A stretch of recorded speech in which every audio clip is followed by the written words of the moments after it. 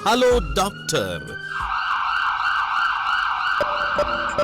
दौड़ती भागती जिंदगी में रखिए अपनी सेहत का ख्याल।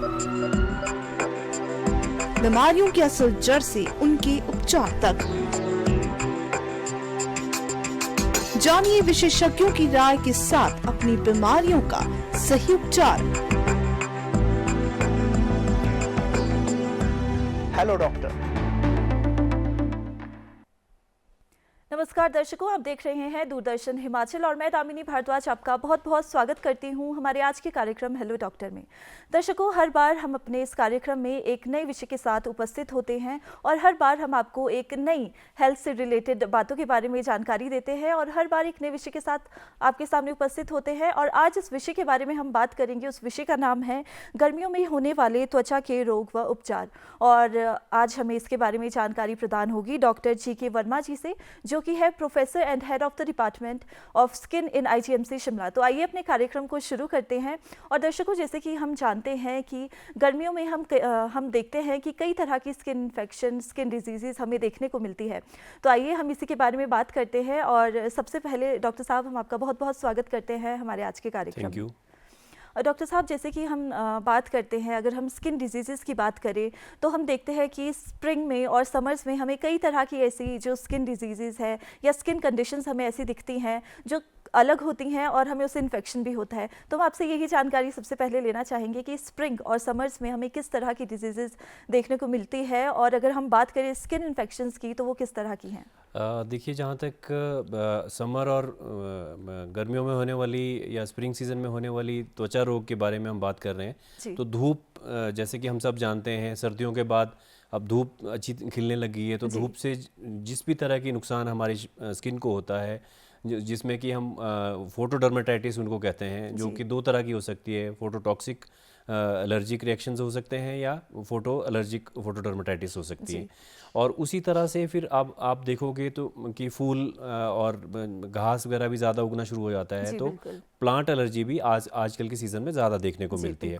उसके बाद जब गर्मियाँ और ज़्यादा बढ़ती है तो पसीना ज़्यादा पड़ना शुरू हो जाता है, लोगों को प्रिकली हीट जिसको हम बोलते हैं, या मलेरिया रूब्रा हम उसको साइंटिफिक नाम से कहते हैं, वो ज़्यादा देखने को मिलती है।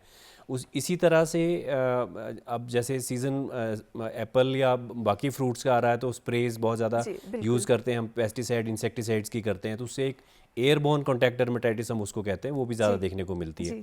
तो ये कुछ तकलीफ़ें हैं जो अब समर में देखने को मिलती है। जी बिल्कुल डॉक्टर साहब, जैसे कि अभी आपने बताया कि किस किस तरह की जो स्किन इन्फेक्शन है, डिजीज़ है, वो देखने को मिलती है। तो अगर हम शुरुआत करें इन डिजीज़ की, और सबसे पहले जैसे कि आपने हमें बताया था फोटो एलर्जिक और फोटो टॉक्सिक एलर्जी जो है हमें देखने को मिलती है, तो हम शुरुआत करना चाहेंगे फोटो टॉक्सिक एलर्जी से कि वो क्या है और किस तरह से हम समझें और किस तरह से बचाव कर सकते हैं। सबसे पहले तो मैं ये कहना चाहूँगा कि धूप जो है वैसे तो हमारे शरीर के लिए कुछ फ़ायदे लेके आती है और कुछ नुकसान भी उससे हो सकते हैं। फ़ायदे में जैसे सब लोगों को पता है, विटामिन डी जो है हमें धूप से, उसका स्किन के अंदर विटामिन डी, अल्ट्रावायलेट रेज जो धूप में होती है, अल्ट्रावायलेट बी रेज जो होती है, उससे विटामिन डी का सिंथेसिस होता है, तो वो एक बहुत पॉजिटिव इफेक्ट होता है सन का।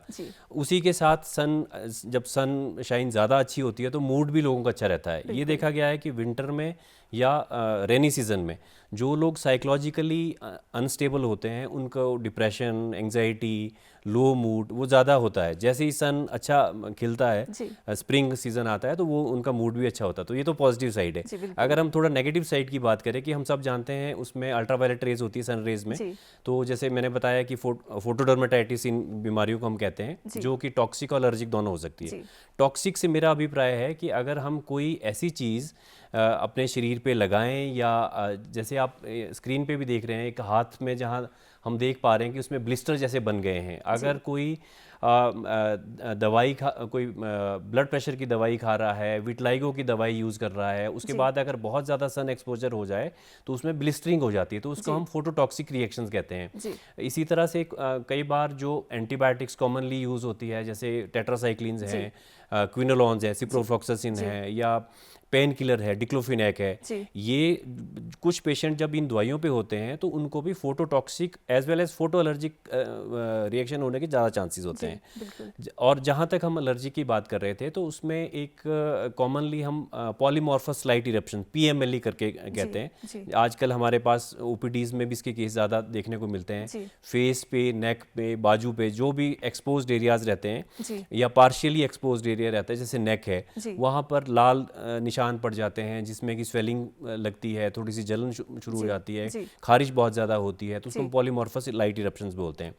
और उसी तरह से जब हम बहुत ज़्यादा सन एक्सपोज करते हैं उसको सनबर्न, कई लोगों को सनबर्न भी बहुत ज़्यादा होता है। सनबर्न के लिए भी ये देखा गया है कि अगर आपकी स्किन बहुत लाइट है, एक्चुअली हम स्किन को 6 टाइप्स में डिवाइड करते हैं। जो बहुत ही गोरे लोग होते हैं, जैसे इस पिक्चर में हम देख रहे हैं कि विटलाइगो का पेशेंट, इनके हाथ दिखाए जा रहे हैं, तो वो ये स्किन इनकी बिल्कुल वाइट हो चुकी है। तो हमारी स्किन में जो ब्राउन कलर है, जो मेलानिन है, वो हमारी स्किन को अंदर से स्किन को प्रोटेक्ट करता है धूप से। अगर बहुत वाइट है किसी की स्किन तो और वो धूप में बहुत ज़्यादा जाए तो उनको उसमें एलर्जी हो सकती है, फोटोटॉक्सिक रिएक्शन हो सकता है। इसके बाद हम अगर बात करें, जैसे हम पहले भी बात कर रहे थे कि आजकल जो प्लांट्स हैं या वीड्स हैं, कांग्रेस घास की हम बात कर रहे थे। बिल्कुल सर, जैसे कि अभी हम देखते हैं कि बहुत प्रचलन में भी है और काफ़ी बार हम देखते हैं कि जो पेशेंट्स हैं वो आते हैं और कांग्रेस जो घास है उसके बारे में बातचीत होती है, लेकिन लोगों को ज़्यादा जानकारी नहीं है उसके बारे में और पता नहीं है कि किस तरह से ट्रीटमेंट ले। तो आप थोड़ा हमारे दर्शकों को बताएं कांग्रेस घास थोड़ा सा बैकग्राउंड में कांग्रेस ग्रास के बारे में आपको बताना चाहूँगा। ये बेसिकली इंडियन वीड नहीं था, ये US में था ये वीड, और 60s में USA से हमारी कंट्री को वीट, गेहूं की एक शिपमेंट आई थी जिसके साथ इसका बीज आया था और सबसे पहले पूना में इसका बीज आया और वो उसके बाद आज ये हालत है कि ये हिमालयाज़ को और बीचेस जो हमारी हैं उसको छोड़ के पूरी जगह पर है और स्पेशली लो हाइट्स वाली जगह पे देखने को मिलता है। इसका जो पौधा होता है वो हरे रंग का पौधा होता है और उसमें वाइट से फूल लगते हैं और उन फूलों से भी एलर्जी होती है। उन पत्तों से, जैसे आप इस पिक्चर में देख सकते हैं, छोटे छोटे वाइट फ्लावर्स दिख रहे हैं और इसके जो पत्ते हैं, इसकी स्टेम हैं, ये सारे एलर्जी कॉज करते हैं। अगर किसी इंसान को इसकी एलर्जी है तो एक तो हम उनको सबसे पहले ये कहते हैं कि आप इसके कांटेक्ट से दूर रहें। फैमिली का कोई दूसरा मेंबर जिसको इससे एलर्जी नहीं है वो इसको उखाड़ के दबा दे, इसको जलाने से भी एलर्जी फैलती है और इसकी एलर्जी बाजू में हो सकती है, हाथ में हैंड डर्मेटाइटिस के रूप में हो सकती है, फेस पे हो सकती है। फेस में इतनी ज़्यादा एलर्जी होती है कि फेस काला पड़ना शुरू हो जाता है, स्किन बहुत मोटी हो जाती है, पेशेंट बहुत परेशान होते हैं, बहुत ज़्यादा परेशान होते हैं और रिपीटेडली ये हमारे पास आएंगे, हम इनको ट्रीट करेंगे, चाहे वो लगाने वाले स्टेरॉयड दें, चाहे वो खाने वाले स्टेरॉयड दें, पर कुछ दिन के बाद जब वो अपने एनवायरनमेंट में दोबारा से जाते हैं इनको फिर से वही एलर्जी हो जाती है। तो हमारा ये एडवाइस रहती है कि एक तो although it is not practical, अब हमारी बुक्स में, लिटरेचर में लिखा गया है कि आप अपना लिविंग प्लेस चेंज करें, जो कि प्रैक्टिकली नहीं होता है। तो यही बताया जाता है पेशेंट को कि जब आप खेतों में ज़्यादा ना जाएं जहाँ पर ये पार्थिनियम है। अगर आप खेत में काम कर रहे हैं तो जब वापस आप घर पे आ रहे हो तो अपने कपड़े धो लें, नहा लें और अपने कपड़े जो आप बाहर पहन के गए हैं उनको धोने के बाद घर के अंदर ही सुखाएं, क्योंकि इसके जो पोलन्स हैं या एलर्जेंस हैं वो हवा में भी रहते हैं, इससे एयरबोर्न कांटेक्ट डर्मेटाइटिस भी होती है। तो इसी संदर्भ में हम एयरबोर्न कांटेक्ट डर्मेटाइटिस की बात कर रहे थे। तो पेस्टिसाइड, जैसे हमने शुरू में डिस्कस किया कि पेस्टिसाइड या इंसेक्टिसाइड, हिमाचल एक फ्रूट बाउल है कंट्री का, यहाँ पर सेब और बाकी बहुत सारे फ्रूट्स होते हैं और स्प्रेज हम बहुत ज़्यादा यूज़ करते हैं। बिल्कुल सर, जैसे कि हम देखते हैं कि आजकल सीजन है तो जो लोग हैं स्प्रे करते हैं अपने खेतों में और कई बार हमें वो जो स्मेल है उससे भी जो है प्रॉब्लम होती है और पेस्टिसाइड्स बहुत ज़्यादा यूज़ होते हैं, इंसेक्टिसाइड बहुत ज़्यादा यूज़ होते हैं, तो उससे भी हम कई बार देखते हैं कि हमारी स्किन में बहुत ज़्यादा जो है इरिटेशन होती है और हम देख पाते हैं रेडनेस सी आ जाती है। तो वो क्या है और किस तरह से उसको हम एयरबोर्न कांटेक्ट डर्मेटाइटिस कहते हैं। वो हवा में वो एलर्जन आता है स्प्रे का, वो हमारी स्किन पे, जो लोग सेंसिटिव हैं, एलर्जिक हैं, उन लोगों में देखने को मिलता है। और जो अभी स्क्रीन पे हम ये पिक्चर देख रहे हैं, ये हम इस डिजीज़ को एक टेस्ट करते हैं जिसको पैच टेस्ट कहते हैं, एलर्जी टेस्ट कहते हैं, वो हमारे डिपार्टमेंट में भी अवेलेबल है। तो इसमें हम उस पार्थिनियम की एलर्जी को डिटेक्ट कर सकते हैं, किसी और एलर्जन पेस्टिसाइड की एलर्जी को टेस्ट कर सकते हैं। अगर किसी को भी इस तरह की एलर्जी है तो हमारे IGMC में ये फैसिलिटी अवेलेबल है। हम कंफर्म कर सकते हैं कि पेशेंट को किस चीज़ की सेंसिटिविटी है और किस चीज़ की एलर्जी है। तो पेस्टिसाइड का जैसे मैंने बताया आपको, जब when I was student it was my thesis topic to study effect of pesticide and insecticide in human population, जो कि हॉर्टिकल्चर और ओलेरीकल्चर जो वेजिटेबल का वो करते हैं। तो मेरी स्टडी में ये देखा गया था कि 4-5 पेस्टिसाइड निकले थे जिसमें इसके phototoxic reactions as well as photo allergic reaction देखने को मिली थी। कई तो बहुत ही इरिटेंट थे। तो हमारा लोगों को, ये बागवानों को, किसानों को ये राय रहती है कि जब भी आप ये खेतों में काम करते हैं, बगीचे में काम करते हैं, हैट पहने, गॉगल्स लगाएं। जब आपने देखा होगा दवाइयाँ हाथ से ही मिला देते हैं, तो वो ग्लव्स यूज़ करें। और जिस इंसान को ये एलर्जी ज़्यादा है वो इस काम को ना करे, उसे अवॉइड करें। जी बिल्कुल डॉक्टर साहब, कभी कभी हम ये देखते हैं कि जैसे लोग हैं जब वो आते हैं उनको एलर्जी होती है, तो कभी कभी हम होम रेमेडीज़ जो है उसकी तरफ ज़्यादा जाते हैं और एक प्रॉपर हम इलाज, एक ट्रीटमेंट नहीं कर पाते हैं।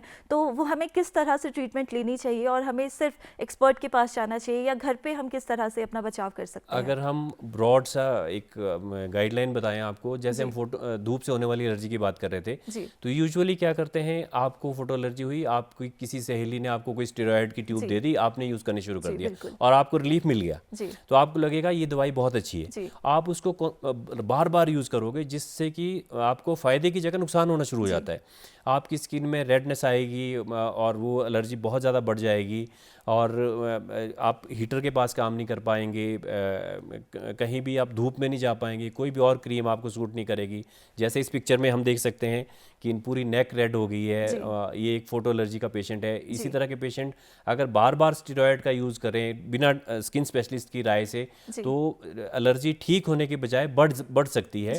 वो फेस में जा सकती है, नेक में जा सकती है और शरीर में बाकी जगह भी जा सकती है। और कुछ लोगों में तो ये कलर भी चेंज हो जाता है, जैसे आप पिक्चर देख सकते हैं, ये बहुत ज़्यादा इंसान डार्क हो गए हैं, इनको बार बार स्किन की एलर्जी, धूप की एलर्जी हो रही होगी जिसकी वजह से बहुत ज़्यादा डार्क हो गए हैं। तो एक तो राय रहेगी कि स्किन स्पेशलिस्ट को दिखाएं और जितने दिन के लिए दवाई बताई गई सिर्फ उतने दिन यूज़ करें, और फिर अगर आपको दोबारा प्रॉब्लम होती है तो आप फिर से कंसल्ट करें स्किन स्पेशलिस्ट को। जी बिल्कुल डॉक्टर साहब, जैसे कि हम कभी कभी देखते हैं कि जो हमें एक कोर्स देते हैं दवाई का, आमतौर पर हम देखते हैं 1 महीने का दिया है, चाहे 15 दिन का दिया है, 1 हफ्ते का दिया है, तो कभी कभी हम जो दवाई है वो बीच में स्किप भी कर देते हैं और उसके बाद हम दूसरे दिन एक डोज ले लेते हैं और उसको कंटिन्यू करते हैं। क्या उससे भी कोई फर्क पड़ता है? आपने बड़ा अच्छा प्रश्न पूछा। ये रेलेवेंस इसकी इस चीज़ में है, जब हम किसी को बहुत ज़्यादा एलर्जी का पेशेंट देखते हैं तो हमें खाने वाले स्टेरॉयड भी देने पड़ते हैं, और स्टेरॉयड का एक बहुत बड़ा मिथ है कि बहुत डेंजरस मेडिसिन है, तो वो ऐसी नहीं है, एक लाइफ सेविंग ड्रग होती है। अगर इसको आप प्रॉपर प्रिस्क्रिप्शन के हिसाब से लो, हाई डोज में दिए तो टेपर करके कम करो, जैसा डॉक्टर ने बताया कि आप 1 वीक के बाद डोज कम करो, उसके बाद और कम करो, तो डॉक्टर की निगरानी में ही इलाज करना चाहिए। अगर आप खुद इलाज करोगे तो उसके साइड इफेक्ट आने शुरू हो जाएंगे। तो और दूसरा मैं कहना चाहूँगा, जैसे हम फोटो एलर्जी की बात करें तो सनस्क्रीन का भी बहुत इंपॉर्टेंट रहता है। सनस्क्रीन का एक तो जब बहुत ज़्यादा एलर्जी है उस वक्त ना लगाएं सनस्क्रीन, क्योंकि वो सनस्क्रीन भी कुछ एलर्जी कॉज कर सकती है। तो जब आपकी एलर्जी थोड़ी सेटल हो जाती है तो प्रिवेंशन के लिए फ्यूचर में आप सनस्क्रीन यूज़ कर सकते हैं। और सनस्क्रीन के भी कुछ मिथ्स होते हैं। कुछ लोग सोचते हैं कि मैंने सनस्क्रीन लगा दिया अब तो मैं फुली प्रोटेक्टेड हूँ, वो ओवर एक्सपोज कर देते हैं धूप में, जिससे कि वो और ज़्यादा एलर्जी के कारण उनको एलर्जी बढ़ सकती है। तो सन से बचने का सबसे अच्छा तरीका तो यह है कि हम सूरज को नहीं ढक सकते, अपने शरीर को ढक सकते हैं। तो आप जैसे इस पिक्चर में आप देख सकते हैं सन से कितनी ज़्यादा एलर्जी हुई है, सन बर्न हो गया है। जैसे ये टी शर्ट पहना होंगे ये पेशेंट और इनकी बाजू में बहुत ज़्यादा सन एलर्जी हुई है, सन बर्न हुआ है रादर, और ब्लिस्टर बन गए हैं। तो ये या तो कोई दवाई खा रहे होंगे जो कि फोटोसेंसिटाइजर मेडिसिन, जैसे मैंने पहले भी बताया, एंटीबायोटिक हो सकती है, ब्लड प्रेशर की दवाइयाँ हो सकती है, या विटलाइगो की दवाइयाँ सोरेलिन्स होती है वो हो सकती है। उस तरह के पेशेंट में इस तरह का देखने को मिलता है। तो हम सनस्क्रीन के बारे में बात कर रहे थे, तो उसमें एक SPF का बड़ा, कोई भी पेशेंट हमारे पास आता है तो वो कहते हैं कि डॉक्टर साहब कितने SPF वाला सनस्क्रीन हम यूज़ करें। तो यूजुअली हम जो इंडियंस और साउथ एशियंस हैं, हमारी स्किन के लिए 30 SPF इज सफिशिएंट। बट जो लोग बहुत फेयर हैं, उनकी स्किन टाइप 3 से ऊपर है, डिफरेंट टाइप्स होती है, 6 तरह की टाइप्स होती है, बहुत गोरे लोग हैं, उनको सनस्क्रीन का हायर SPF यूज़ करना पड़ता है। और जिनका बहुत ज़्यादा सन में काम है, आउटडोर बहुत ज़्यादा एक्टिविटीज़ है, तो उनको हायर SPF के सनस्क्रीन यूज़ करने होते हैं। और एक चीज़, जो सनस्क्रीन का अमाउंट है वो भी बहुत इंपॉर्टेंट है। हम थोड़ी सी सनस्क्रीन लगा के निकल जाते हैं, अदरवाइज सनस्क्रीन जो है वो 2 मिलीग्राम पर स्क्वायर सेंटीमीटर के हिसाब से लगानी होती है। अगर हम फेस और नेक की बात करें तो 1 चम्मच सनस्क्रीन हम लगानी पड़ेगी हमें फेस और नेक को बचाने के लिए, जो कि प्रैक्टिकली हम नहीं करते हैं। तो shade seeking behaviour should be there. आप छाता लेके चलें, आप ज़बरदस्ती धूप में ना जाएं, कब आपकी क्लोथिंग्स ऐसी हो कि मैक्सिमम पार्ट कवर्ड रहे, हैट का यूज़ करें। तो ये प्रिकॉशंस हम पेशेंट्स को बताते हैं। जी बिल्कुल डॉक्टर साहब, जैसे कि हम अभी आपने बताया कि जब हम सनस्क्रीन अप्लाई करते हैं तो ज़रूरी नहीं है कि सनस्क्रीन अप्लाई करके डायरेक्ट हम सन में चले जाएं और सोचें कि हम पूरी तरीके से सिक्योर हैं। It is one of the preventive measure, but it is not a treatment. It is not a treatment. हमें अपने आप को कवर्ड भी उसी के साथ रखना चाहिए और जितना हो सके हमें सन रेज से जो है अपने आप को कवर रखना चाहिए और डायरेक्ट उसकी रेस में नहीं जाना चाहिए। इसी तरह से जैसे हम बात कर रहे थे अभी सन से होने वाली एलर्जी, उस तरह से एक फोटो एजिंग भी, जैसे हम पहले भी डिस्कस कर रहे थे कि जितनी भी हमारी एज दिखती है वो सारी सन में अल्ट्रावायलेट रेज होती है, उसकी वजह से होती है। और स्पेशली जो लोग फेयर हैं, गोरे हैं, उन लोगों को एजिंग की प्रोसेस ज़्यादा जल्दी शुरू हो जाती है। उससे रिंकल्स बहुत जल्दी पड़ना शुरू हो जाएंगे, ब्लैक स्पॉट्स, सीबोरिक केराटोसिस हम उनको बोलते हैं या फ्रैकल्स बोलते हैं, वो ज़्यादा जल्दी शुरू हो जाते हैं अगर सन एक्सपोजर ज़्यादा हो। हमारे किसान बागवान जो बहुत तेज़ धूप में काम करते हैं और ऊपर से वो गोरे हैं, तो उनके पूरा मुंह जल जाता है, गर्दन में उनके बड़े बड़े दाग पड़ जाते हैं। तो मतलब उनको उससे बचने का एक अपनी एजिंग का, एक्सटर्नल एजिंग को बचने का एक तरीका है कि वो सन से बचें। स्पेशली जो फेयर लोग हैं, जो लोग विटिश हैं, डार्क हैं, उनको सन से बहुत ज़्यादा डैमेज नहीं होती, तो वो सन में जा सकते हैं। जी बिल्कुल डॉक्टर साहब, जैसे कि अभी आपने फोटो एजिंग के बारे में बताया और हम इतनी सारी डिजीज़ेस के बारे में बात कर रहे हैं, लेकिन एक बहुत कॉमन हम चीज़ देखते हैं, हम टीवी पे भी एड्स देखते हैं, घमौरियाँ होती है, रैशेस होती हैं, तो वो क्या है और किस तरह से हम उसे समझें और किस तरह से प्रिवेंट कर सकते हैं उन सब चीज़ों को? हाँ, ये जो प्रिकली हीट भी कॉमनली बोला जाता है, छोटे बच्चे से लेकर के बड़ों में भी हो सकती है। आपने देखा होगा हमारे विलेजेस में जब छोटा बच्चा पैदा होता है तो वो दादी अम्मा या बुजुर्ग जो हैं वो बच्चे को बहुत ज़्यादा क्लोथिंग के अंदर रखते हैं, उनको पसीना पड़ता है और वो उसकी वजह से क्या होता है कि जो स्वेट डक्ट्स होती हैं वो जो है ब्लॉक हो जाती है। ये जो सामने अभी पिक्चर हम देख रहे हैं ये फोटो एलर्जी की है, ये घमौरियों की नहीं है। इसमें फेस पे एलर्जी हुई है, हाथ में एलर्जी हुई है, इसको हम PMLE पॉलीमॉर्फस लाइट इरप्शंस बोलते हैं। ये जो भी एक्सपोज्ड एरियाज हमारे बॉडी के रहते हैं वहाँ होते हैं। तो हम बात कर रहे थे घमौरियों की। तो यूजुअली तो ये बैक पे, पीठ पे, क्योंकि अगर कोई बहुत टाइट कपड़े पहनता है, ओक्लूसिव ड्रेसिंग पहनता है और बहुत पसीना किसी को आ रहा है, तो उनमें स्वेट डक्ट्स रप्चर हो जाती है, जिसकी वजह से छोटे छोटे ब्लिस्टर बन जाते हैं और उसको हम मलेरिया रूब्रा कहते हैं और उसमें ईचिंग होती है। उसमें कोई दवाई की ज़रूरत नहीं होती। पेशेंट को हमें कहना होता है कि आप थोड़े लूज कपड़े पहने और थोड़ा अगर कोई बहुत गर्म जगह पे रह रहा है तो फैन या एसी के अंडर ज़्यादा देर बैठे तो उससे ठीक हो जाता है। जी बिल्कुल डॉक्टर साहब, जैसे कि अभी हमने पहले बात की थी, जैसे प्लांट एलर्जीज़ की हमने बात की थी, इंसेक्टिसाइड और पेस्टिसाइड से किस तरह की एलर्जी होती है वो भी, तो मैं आपसे ये जानना चाहती हूँ कि जैसे हम कभी किसी और डिजीज़ के लिए जो है मेडिकेशन लेते हैं, मेडिसिन हमारी चल रही होती वेरी हैं, इंपॉर्टेंट, तो उसके साथ हमें किस तरह से प्रिवेंशन लेनी चाहिए? कभी भी हमारे पास कोई भी पेशेंट सन एलर्जी के आते हैं तो हम सबसे पहले उनको ये पूछते हैं कि आपको कोई और बीमारी तो नहीं है, आप डायबिटिक तो नहीं हो, आप हाइपरटेंसिव तो नहीं हो, आप कोई एंटीबायोटिक तो नहीं खा रहे, आप ऑर्थो से कोई पेन किलर तो नहीं खा रहे। तो ये चाहे वो ब्लड प्रेशर की दवाइयाँ हैं, एक एम्लोडिपिन होती है एक दवाई, या थायजाइड्स होते हैं, उससे बहुत ज़्यादा सन की एलर्जी होती है। फिर उसी तरह से अगर हम बात करें डायबिटीज़ की, उसमें ग्लिमीप्राइड करके एक मेडिसिन होती है, मेटफॉर्मिन, अगर इसका कॉम्बिनेशन कोई ले रहा है तो उसको सन एलर्जी होने के चांसेस ज़्यादा होते हैं। कोई अगर मलेरिया की दवाई क्लोरोक्विन खा रहा है, हालांकि क्लोरोक्विन हम इसमें देते भी हैं पर उससे सन की एलर्जी भी बढ़ सकती है।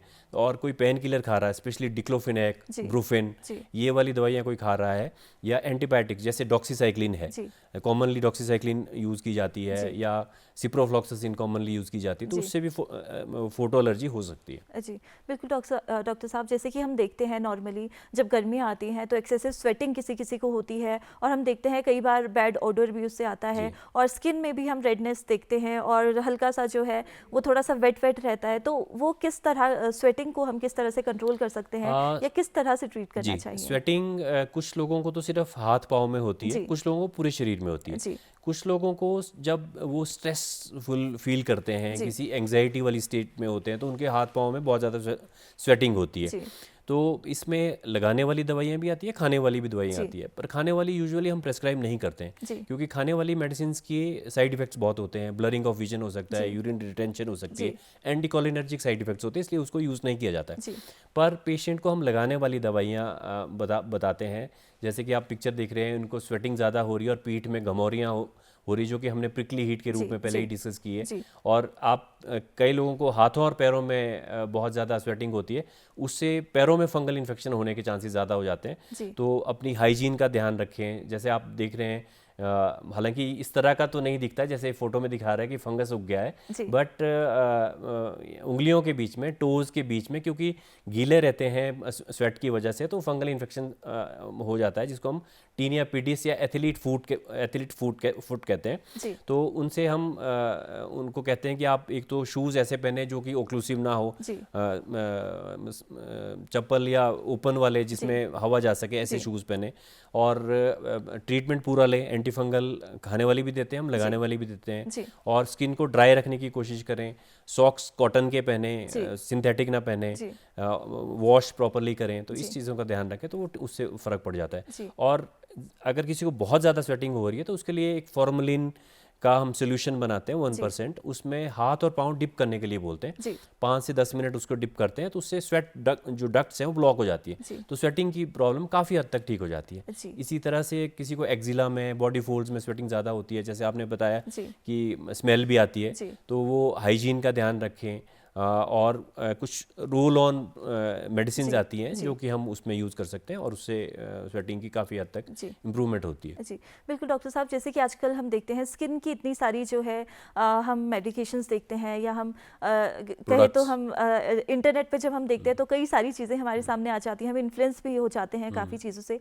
तो हमारे लिए ज़रूरी होता है अपनी स्किन को समझना, और अपनी हमारी स्किन किस टाइप की है, किसी की ऑयली है, किसी की ड्राई है, तो उसके हिसाब से जो है हमें अपनी स्किन की केयर करनी चाहिए।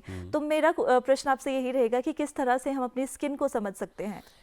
देखिए, स्किन का जिन बच्चों की या बड़ों की स्किन सेंसिटिव होती है उसको हम अटोपिक डर्मेटाइटिस बोलते हैं। वो बचपन के 3 मंथ से शुरू हो जाती है, और उनके स्किन का जो बैरियर फंक्शन है वो इम्पेयर्ड होता है, और उसमें एलर्जी होने के चांसेस भी ज़्यादा होते हैं। तो उनकी स्किन विंटर में ड्राई रहती है, समर में भी कई लोगों की बहुत ड्राई रहती है स्किन। तो उसमें जब भी किसी की स्किन ड्राई रहती है तो उसमें कोई भी बाहर से एलर्जन, चाहे वो पार्थेनियम का एलर्जन है, चाहे वो पेस्टिसाइड है, इंसेक्टिसाइड है, या कॉस्मेटिक्स है, या कोई फ्रेग्रेंस है, तो उससे एलर्जी होने के चांसेस ज़्यादा होते हैं जिन लोगों की स्किन ड्राई है। एक बड़ा कॉमन सा मिथ ये देखा गया है कि जब भी हमारी स्किन में ड्राइनेस आती है या ईचिंग आती है तो हम लोग एंटीसेप्टिक, चाहे सोप्स हैं चाहे सोल्यूशंस हैं, वो यूज़ करना शुरू कर देते हैं। ऑलमोस्ट 99% लोग ये करते हैं, जिससे कि एक विशेष साइकिल बनता है, स्किन और ज़्यादा ड्राई होती है, और ज़्यादा डैमेज होती है, उसमें एलर्जी होने के चांसेस और ज़्यादा होते हैं। दूसरी बात आपने कही थी कि स्किन टाइप की, स्किन टाइप में जैसे अगर किसी की ऑयली स्किन है तो उसमें ये होता है कि जैसे प्यूबर्टी की एज में कोई बच्चे हैं, 18 से 20 साल के बच्चे हैं, तो उनमें सीबम ज़्यादा बनता है, उसकी वजह से स्किन ऑयली हो जाती है, उसमें पिंपल होने के चांसेस ज़्यादा होते हैं, और समर में पिंपल्स भी थोड़ा ज़्यादा हो सकते हैं, पर अदरवाइज़ कोई ज़्यादा फ़र्क नहीं पड़ता। फिर एक चीज़ जो आजकल समर में हम ज़्यादा देखते हैं वो है छाइयाँ, मिलाजमा जिसको हम कहते हैं। तो बहुत सारे पेशेंट आजकल आते हैं और पहला ही प्रश्न होता है कि ये मेरी जो छाइयाँ हैं या मिलाजमा है ये ठीक होगा कि नहीं। तो उसमें भी मैं कहना चाहूँगा कि एक बड़ी क्रॉनिक तकलीफ़ होती है, और 50 to 60% ही हम इसको ख़त्म कर सकते हैं, अदरवाइज़ ये रिकरेंस बड़ी कॉमन होती है। अगर सन प्रोटेक्शन नहीं यूज़ करेंगे, सनस्क्रीन्स नहीं यूज़ करेंगे, धूप से नहीं बचेंगे, तो उससे वो बार बार होता है। जी डॉक्टर साहब, जैसे कि अभी हम बात कर रहे हैं स्किन डिजीज़ की, हमने इतनी सारी बात की, तो इसी के साथ मैं जानना चाहूँगी अगर हम लेट कॉम्प्लिकेशंस की बात करें, जैसे स्किन कैंसर की हम बात करते हैं, तो वो किस तरह से ट्रिगर होता है और किस तरह से हम उसकी ग्रोथ देखते हैं और किस तरह से उसको ट्रीट कर सकते हैं? वैसे स्किन के जो कैंसर है वो वैसे बहुत माइल्ड माने जाते हैं, उससे कोई लाइफ को बहुत ज़्यादा डर नहीं होता, बट पर एक कैंसर है जिसको हम मेलेनोमा बोलते हैं, वो जो बहुत फेयर स्किन गोरे लोग हैं उनमें ज़्यादा देखने को मिलता है, और वो उसमें ब्लू कलर के निशान आते हैं, चाहे फेस पे हो चाहे पैरों में हो, तो वो पूरी बॉडी में फैल जाता है, मेटास्टेसिस होता है और वो बहुत डेंजरस होता है, डेथ भी हो सकती है।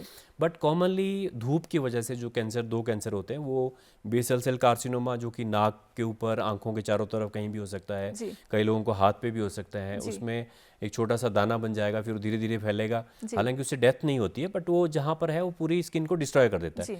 फिर एक और जो मीडियम सीवियरिटी का कैंसर है, स्क्वेमस सेल कार्सिनोमा है, वो अगर किसी को लिम्फ नोड्स में फैल गया है तो उससे लाइफ को भी खतरा हो सकता है। और धूप इन सब में एक प्रेसिपिटेंट का काम करती है, अल्ट्रावायलेट रेज इसमें वो कारण बनती है। जी बिल्कुल डॉक्टर साहब, बहुत बहुत धन्यवाद। आज हमने जाना कि किस तरह से हम अपनी स्किन को जो है बचाव उसका कर सकते हैं समर्स में, और हमने इतनी सारी बातें की, इतनी सारी स्किन डिजीज़ के बारे में जाना, और प्रिवेंशन यही है कि हम हाइजीन मेंटेन करें, और जब भी हमें कोई स्किन की डिजीज़ होती है, इन्फेक्शन होती है, तो सिर्फ एक्सपर्ट्स से ही हम मेडिकेशंस ले और वहीं से अपना ट्रीटमेंट ले। डॉक्टर साहब, हम आपका बहुत बहुत धन्यवाद करना चाहेंगे हमारे आज के कार्यक्रम में आने के लिए और हमें इतनी गहन जानकारी देने के लिए। Thank you so much. और इसी के साथ मैं धन्यवाद करना चाहूँगी हमारे दर्शकों का, हमारे कार्यक्रम में हमारे साथ बने रहने के लिए।